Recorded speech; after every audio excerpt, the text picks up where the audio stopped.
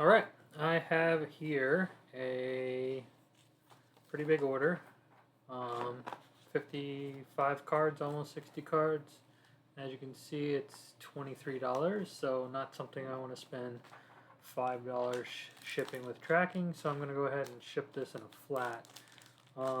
Been doing this for a while. I've never had any problems with it, and this is how I do it. So here I got a 6x10 bubble mailer here, and the key is for a flat is I want it to be uniform thickness across the board.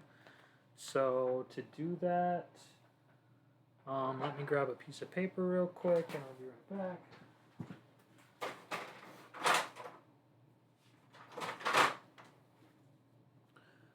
Alright,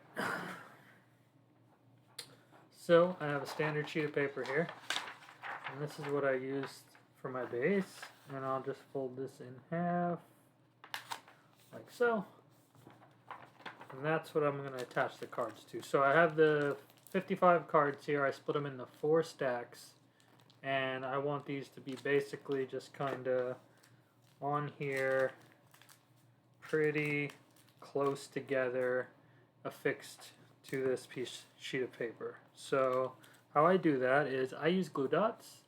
So you can get these on Amazon pretty cheap, or you can use tape, but these are just just the cheapest little dots of glue you can get. So the way I'll do this is I'll put 3 dots, let's say down in the corner,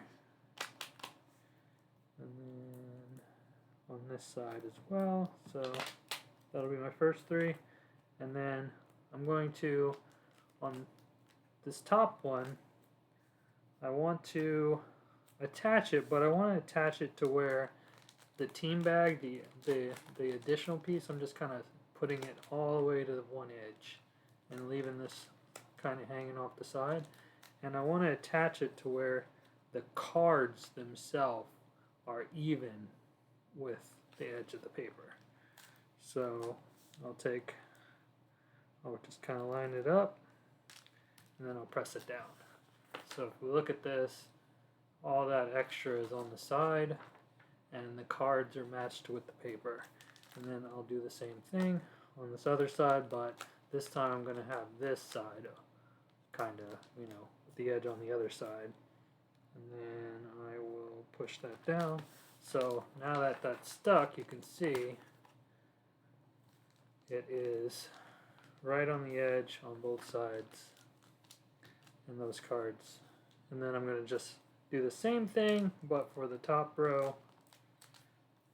And I'll leave a little bit of a gap, but they'll be fairly close together. So let me put 3 dots here again, and then 3 dots here again. Alright, now I have my dots on both sides, and I'll just kind of line those up, and then I'll line those up on this side. Alright, now I have a sheet of paper with all 4 stacks of cards, and this seems fairly uniform, and they're stuck here, so they won't go anywhere. Okay, so then I'll just stick the packing slip on top. Now, if you print your packing slips on regular paper, I use thermal paper for my packing slips. You could actually use the packing slip, like the back of it or something, and just fold this over and stick them straight to the packing slip. That'll work. Now I have my flat label here, and then I have my 6x10 bag here. So what I'll do is, let me just put this to the side first. It's like, now the fun part is getting this to stick in here. So what I'll do is just kind of fold this edge of that team bag up and the edge of the other team bag up and stick it in, and then just kind of start to slide this into here until I get to the next set of team bags, and then just kind of do the same thing. So, and then slide it all the way down, like as far as it'll go, and then kind of flatten it out. And then pull the stick off, and close it up. So now we have a nice. Oh, I forgot to put the packing slip in there. Okay, so packing slip will go in there. I'll just redo it, and then label I'll stick right on the top. And it's very thin. I can check. Like these have to be less than 3/4 of an inch. This is half an inch thick, so plenty of room. Very flat.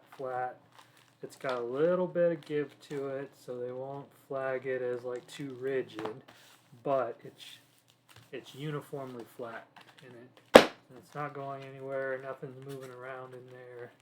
You can shake it around. It's flat, and you could should be able to give it to your post office like that. And I paid $2.87 to ship these 60 cards instead of paying $5 with tracking. So hopefully that's helpful. And then I will do another one on maybe fewer cards, like 25, where it's just 2 stacks. Thanks.